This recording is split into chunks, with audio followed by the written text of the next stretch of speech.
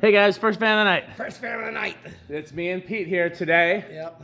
This is a Palco labeled Fan-Aire.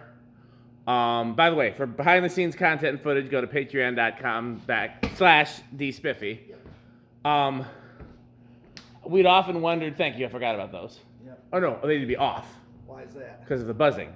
We want. Oh yeah. I often wondered who made these, and in talking to the founder of Palco, he said that these were made by CEC, and I was a little skeptical because they didn't necessarily look like other CEC products. No. But this is the first time I've seen this version in person, and the top of the motor is identical to other CEC motors, so I think that's as likely as anything else. Also, they were one of the only Hong Kong factories, in the early to mid 70s. So I got two of these that both had very retro-looking light kits on them that were probably just regular lights that were retrofitted to the bottom because certain import companies like Palco were offering light adaptable fans before light kits were commonly offered. So you could get a light adaptable fan and just mount, like the early Crompton Greaves had like what I would call a hall light on them. So I think that's what happened here, is the fans were offered as light kit adaptable before you could just go to the store and buy a light kit. So what would you do? You just go to the store and buy a regular ceiling mount light and mount it to the bottom of the fan. Now, there was quite a bit of drama in me getting the two of these, and I was completely caught off guard. I wasn't expecting that at all. It was more drama than the patent, Pete. And I expected drama from the patent because everybody wanted it, and everybody was trying to get it, including me. And it turned out that there was no way to get it without somebody local involved. And so I knew there would be drama with that one. I was not expecting drama with these. I'll tell the story briefly, which is that they were on Marketplace in Florida. One of my Florida friends sent me the listing. And I sent them a message. And my usual message in these situations is like, hey, if nobody buys it locally, I'd be willing to pay packing and shipping. I collect old fans. I live in Wisconsin. And then usually one of two things happens. Either somebody says, no, thank you, I'm not interested. Or they'll say, oh, I'll ship it to you tomorrow because, I haven't had any interest and whatever. And it's rarely what I'm actually asking, which is, hey, let's wait a little bit. And if nobody buys it, then please send it to me. It's usually either a hard no or a let's do it right away. And in this case, it was a hard no. And when that happens, then I usually go like, okay, are you sure? Like, this is all you'd have to do, is disassemble, drop off at FedEx. FedEx could do all the packing and shipping and bill me directly. I wouldn't need to get a quote or anything like that. And I'd be willing to pay for your gas to take them to FedEx or, whatever. And sometimes people come around at that point. In this case, the people were like, absolutely not. I would never ship under any circumstances under the sun, something like that. So I said, okay. And like I said, one Florida collector had sent me the listing, so I sent it to a couple other Florida collectors that I talk to regularly. One guy was like, no, it's too far. One guy didn't reply, and then the third guy was like, I might be able to go next week sometime. And I said, well, how far is it? And he told me, and I was like, that seems a little far. Like, I don't want to, go to all that trouble. So come to find out in talking to the seller, next week sometime I don't think was even an option because these were in the person who was selling the fans was moving out of their house, and they were trying to sell the fans before they left the old house. But per my understanding, they were leaving that house on a Saturday, and the person who I had that could go pick them up couldn't go until the following week. So I figured, okay, well, I guess they'll get left behind. And I don't remember who reached out. Either I sent the seller one last message on Friday like, hey, don't forget, all you got to do is drop them at FedEx. Or maybe they reached out to me and said, hey, are you still interested?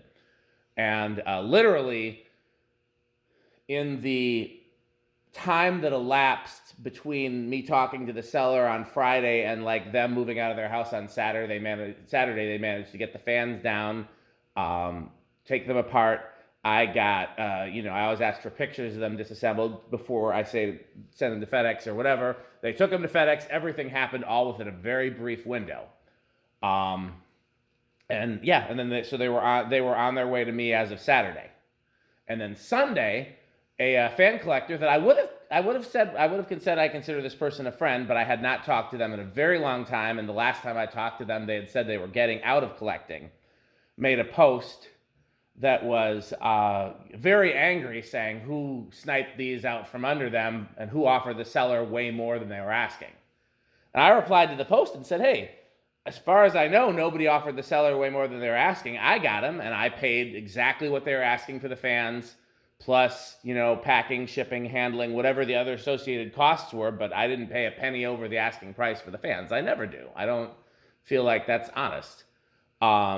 And I thought that the person who I thought was a friend of mine would be like, oh, great, I'm glad to hear that. I'm glad to hear that nobody, you know, offered way more, and I'm glad to see that you got them, and, you know, if you ever want to part with them, let me know. Instead, they were very, very angry and were like, well, why didn't you send the listing to me? And I said, well, I haven't talked to you in a long time. I thought you were getting out of collecting, and then I even pulled up my Facebook messages of this person. They hadn't replied to a Facebook message since 2016. And yeah, so it ended up going out of control from there. And I think the post is still up if anybody wants to see it, although I don't know why you'd want to. So it ended, like I said, I was not expecting that drama. Pete's getting very bored, huh?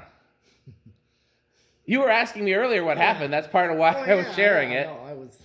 No. You're ready to test the fan? Yeah. Okay, well, did I cover it, Pete? Yeah, you pretty much did. Okay, well, we're all done with that then. Okay, well then, you think it's going to be big inrush? What do you think you want to say about this before we test it? Oh yeah, definitely another version of those 4 curved blades. That's just a rare find. Yeah, I don't like Palcos as much as Pete does, but I want 4-bladed industrials. If there's a 4-bladed industrial that exists, I want it. Yeah, in fact, just like the former pool. Yes, I really want those. There's some View Fan, Golden Fan things in there, and then there's some 4-blade safers. Right, no, they're 3-blade safers. Oh, they don't have 4-blade safers in there? Nope, they were. I swear one of them has 4-blade safers. No, the 4-blade were just those view fans, curved blades. I swear somewhere has 4-blade safers. It's basically like that little coat up there. Yep. Just a full-size version. Yeah. So yeah, I'm actively looking for any 4-blade industrials because they're not common around here. Kind of course, remind me of that. Yeah, absolutely. Okay, you ready to test it? Yes.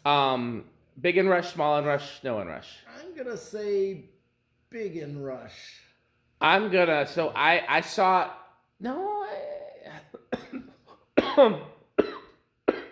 I'm trying to cheat a little bit because I saw it a little bit when we were swapping the caps. We did put a new cap in it. The old cap was just a little under spec, and we thought we would test it to see if it did make a difference to put the new cap in, but not like a huge difference. So be curious to see, because like I said, there's 2 of these, and the other one the cap tests good. So be curious to see how it performs. I'm gonna go with no inrush. Okay. I said big. All right. Yep. Okay, I was definitely wrong. It's definitely big. What's it? 1.0. Went up to 1.04 and it's dropping. This was one of the 2 that needed a little more TLC. Like I said, the cap was a little under spec. The bearings were noisy and the wires were all cut off. The other one doesn't appear like it's going to need anything. It may still need some bearing TLC. We'll find out when we get up there. Okay. Oh yeah, it kind of sounds like the little coat up, because that little coat up on high is almost box fan like. I get what you're talking about, and this is especially for a 48-inch fan. I thought these were 56 honestly when I got them, and so I was a little surprised that I opened the box and they were smaller. But you know, everything looks different in pictures. Yep. Let's do. It is moving quite a bit of air for a 48-inch fan. I am cold. 122 watts looks like. Nope, 112 watts. Okay. And then close to a power factor So, one. yeah. Okay. So let's check out the RPMs. Yes. By the way, Pete did something really cool. We'll show it to you when we... Oh, we can show it to you now since you got off the ladder already. Or nope, we're going to show it to you when we're back down here. Never mind. So, and I'll have to remember to divide by 4 and not 3. Yes, that's correct. 1177. 294. That checks. Yeah, that does. That sounds about right. Yep. Close to 300. You want to show them your masterpiece, Pete? Oh, yeah. Okay, when we do the, CFM test. yes. We need the surface area of the fan because CFM stands for cubic feet. Hold it a little bit higher. Perfect. CFM stands for cubic feet per minute. So the anemometer will measure feet per minute, but we need cubic feet, so we need to multiply it by the surface area of the fan. Mm-hmm. So these are our surface areas based on fan size. Because it's going to be any 52-inch fan is going to have the same surface area. It's a 52-inch fan. Okay. So this is a 48. Yep, that's correct. And so we're going to get the old anemometer up there. I mean, this is really cool. I mean, again, our tests are very unscientific, but at this point, we can actually... I don't think there's a thing that I would want to be able to measure that we can't measure, other than maybe motor temperature. 649, oh, I saw 669. You want to try going a little closer? I just did. I mean, it looks like you're still a ways away. No, I'm already. No, I'm... Okay. Oh, Where's 708. 708? Where's it move more air? Towards the end of the blade or towards the middle? Towards, like, at the curve, right where the curve... Right where the curve is. You said 708? Yes, is the most I got. It kind of goes all over the Oh, place, yeah. based in gusts. And again, if we were gonna do a fully scientific test, we would be taking the average over the entire surface area. But not only is that impossible to do on a ladder, but it's also what was that? 12 point. Yep, 12.57. So we're just getting an idea. So we are getting about 8,900 CFM. We're getting Close to 8,900 is basically what we're getting. very close to 9,000. Very close to 9,000. So we are almost at the same CFM as a 52-inch blender fan because the blender fans we tested were right around 9,000. Yep. So that's definitely a good CFM. Yep. Spin down. Yeah, I think I'm gonna find a place. Yeah. I want to tack it up somewhere. Pun not intended, or possibly intended. Yeah, it's gonna. Yeah. You have a laminator at your job? No, I went to Office Max. Oh, nice. I mean, I do not. We're not that type of company. I wonder if GMS has one. Probably not, but I don't know. I never really spend much time in that office upstairs. Yeah, usually they don't have that kind of stuff. Schools do. Yeah, schools are more like. I used to work for a public school. That was a long time ago. I haven't in a long time. Who was I talking to? I can't remember who.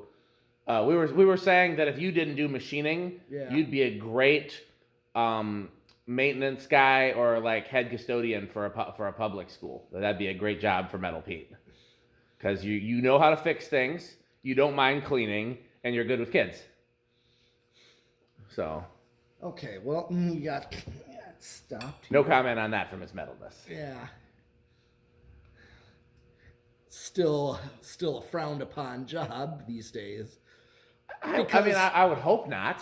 Well, because it's one of those jobs where they just still don't really pay.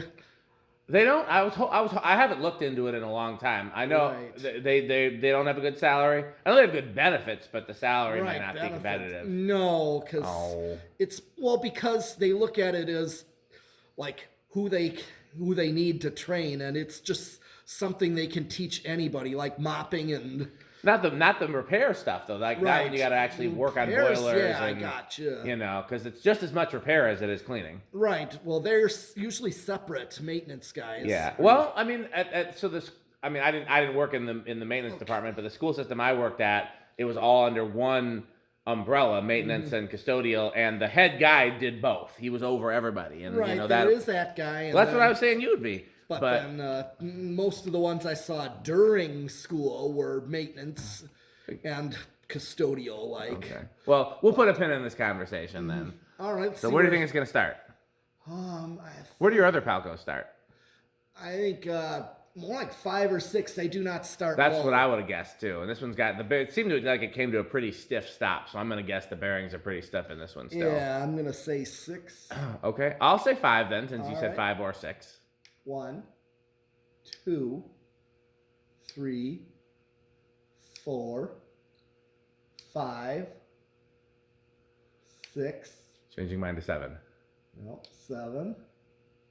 Hey, I won. No, you didn't, because you can't just change. I did, but I did. Bids are in. I did change. Nope. See if it stops.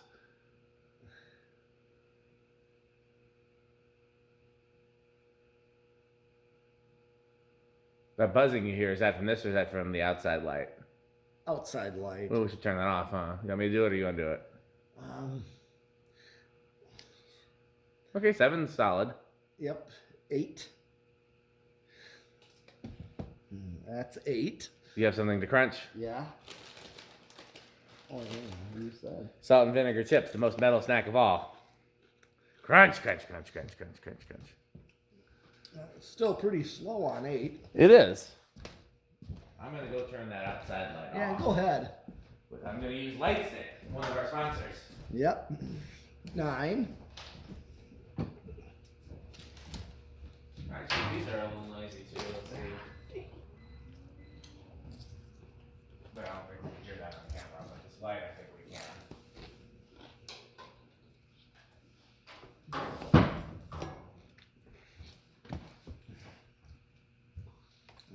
What's left? I still hear a hum. Is it fluorescence? Probably. Or the R&M? Who's the R&M? Oh. Okay. Here's 10. Yeah, it's pretty silent here now. 11. Crunch, crunch, crunch. No, that's 12. Okay. Here's 12. Crunch, crunch, crunch, crunch, crunch, crunch, crunch, crunch, crunch, crunch. Over here. What did it draw on high? 9, 9. 7. Okay. That's 12. 13. 14. 15. 16. 17. 18. 19. And 20. So it would work on an 8, 12, 20. It would. Well, what's it drawing? 0.87, so 20. Oh yeah, let's crunch, crunch, crunch, crunch, crunch. Yeah. 8's a little slow and 20 is a little fast, so it's not ideal. Right. Hopefully, Well, it's quiet on the solid state. Well, let's hit high and see the difference. I think we should hit high and see if there's a difference. Yeah, there is.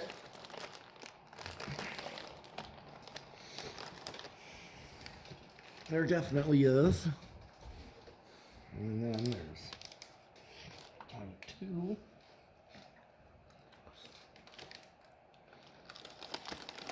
$24.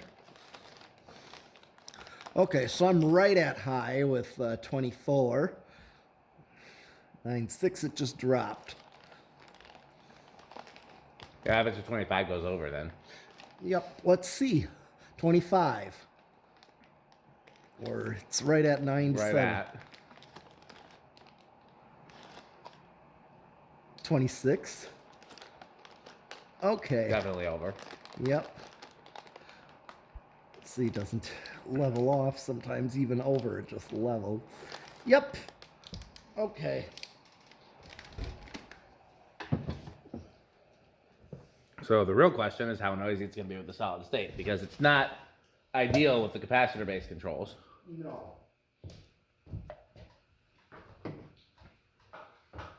probably going to stop pretty quick given how stiff those bearings are.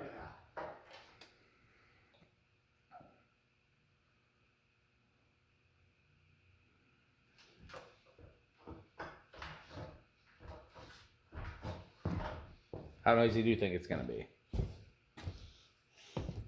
I think it's gonna be. I'm gonna give it living room quiet. Okay, I'll chance it with bedroom quiet. All right. We know some of these Palcos are pretty loud though. I noticed. So Yeah. I just hope it's not that loud.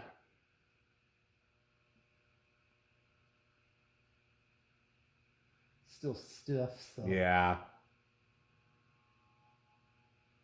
Ain't too bad. No, it's not too bad.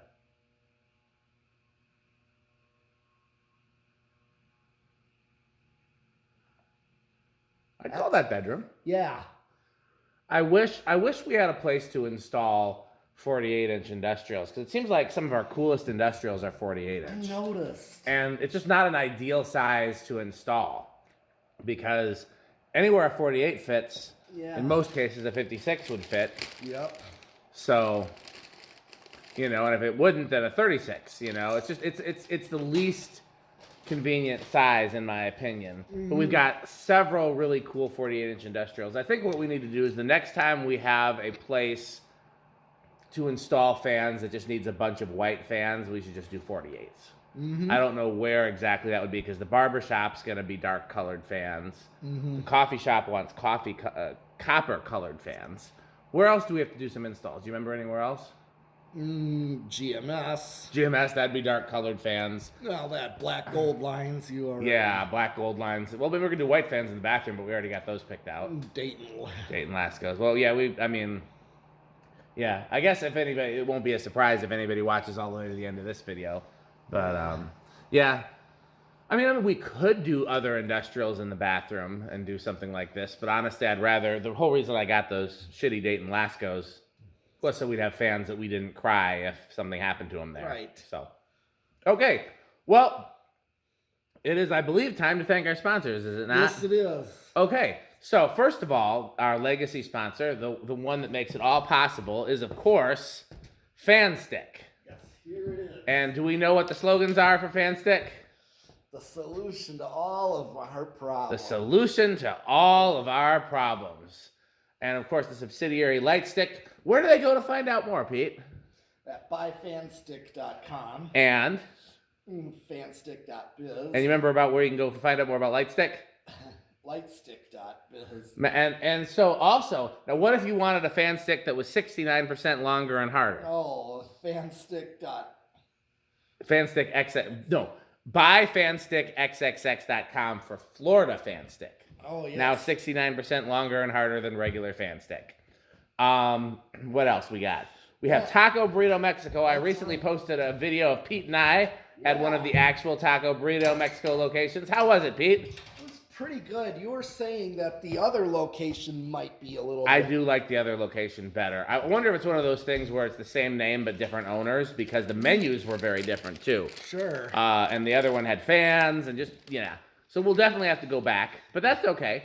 Taco Burrito Mexico, the good manufacturing company. Yep.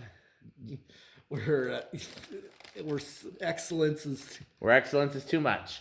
What else do we got? Rickersheep the game. Go to rickersheep.com. Yes.